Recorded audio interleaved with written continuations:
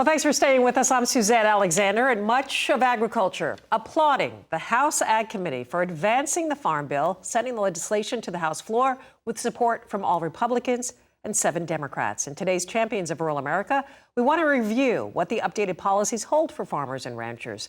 Congressman Jeff Hurd of Colorado joins us now with his thoughts. Congressman, good to have you back. You know, we have heard from a number of ag groups who have underscored the need to secure a 5-year farm bill. Speak to the importance of passing this piece of legislation. Suzanne, it's a terrific piece of legislation. Now, it's not quite passed out of the House. We just got it out of committee, out of the Appropriations Committee, with, as you noted, all Republicans and 7 Democrats supporting this legislation. That's an improvement over what we've seen in the past. I think the last time we had only 4 Democrats. And I will tell you, just talking with Democrats, a number of them are really close on the edge. I'm optimistic that once we get this out of committee, actually, and on the floor of the House, that we're going to vote for it. This strengthens the backbone of America, certainly of my district and Colorado's 3rd district. Food does not come from the grocery store. It comes from the hardworking producers, the farmers and the ranchers, just like those in my district and across the country. And this bill gives them stability, it gives them certainty, and it provides a lot of tools that make it easier to stay in production agriculture and keep feeding America. I know conservation, Congressman, is very important to you. Speak to some of the voluntary conservation provisions in this bill. Well, that is exactly right, Suzanne. It streamlines some of those voluntary conservation programs, the NRCS programs that are administered. This is a key component of what we're doing. Now, we did some of it in the One Big Beautiful Bill last summer with H.R. 1 reconciliation. We did a lot of the spending piece, but this is more of the policy stuff, ensuring that NRCS has the tools, has the ability to help our farmers and ranchers. So conservation is a core part of this. Also, crop insurance. There's a ton in here for specialty crop producers as well in this legislation.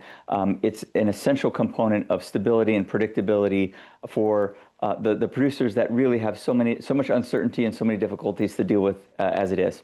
Yeah, of course, we talk to our producers and farmers every day here on RFD-TV. We know what they're facing, the uncertainty that is around. They are looking for these safety nets. Maybe speak more to these tools that this bill will provide to make sure that our farmers succeed, because we're watching these farms disappear across America. No, thanks, Suzanne. Making sure that we have grants available, dollars available to ensure these conservation programs, soil health, research as well, and also I should mention veterinary grants as well in rural Colorado, ensuring that we have the folks that take care of our animals and our herds. Also in this, so conservation, veterinary projects, soil health. Ensuring that we're making irrigation improvements, efficiency, all of those things a part of this legislation, moving this forward. Again, critical wins for not only my district, but for our producers across the country. I'm glad, Congressman, you mentioned veterinarian help. We are looking for many rural veterinarians and trying to attract them to stay in rural areas to help with large animals. I'd also like to talk about how this bill will make food maybe more affordable across America. I know a lot of Americans are struggling right now to pay those grocery bills. Absolutely. Well, listen, the best way to help keep those prices stable and lower those prices is to make it easier to be in ag. And our farmers and ranchers already have so many stresses on them.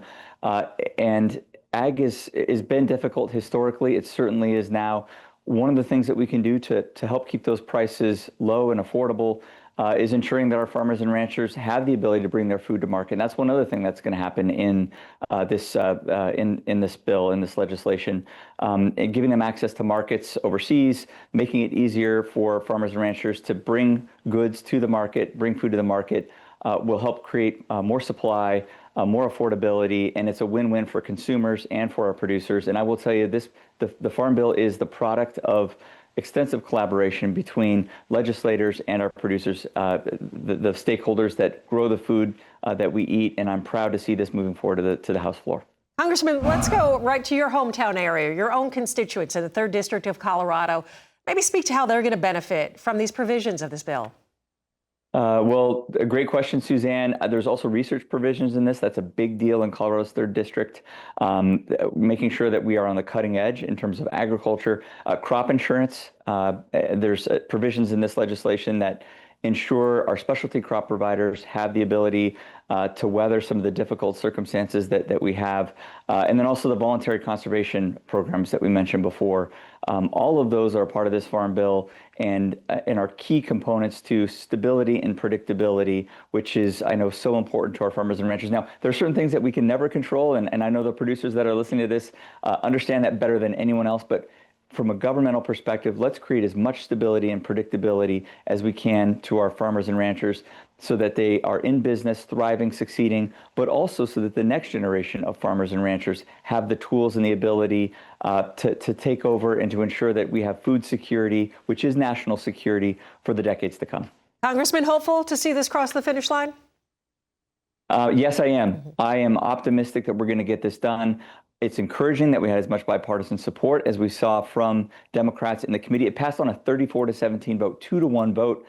Let's see if we can keep that momentum going. We can get this to the House floor. Let's get it out of the House, get it to the Senate, to the president's desk, sign it, do our job, and help our producers. They're the ones that sacrifice so much for America. The least that we can do is to get this bill passed. Congressman, thank you, as always, for your time. Thanks for what you do. Of course, thanks for what you do on behalf of our farmers and ranchers. We always appreciate you taking the time here on RFD.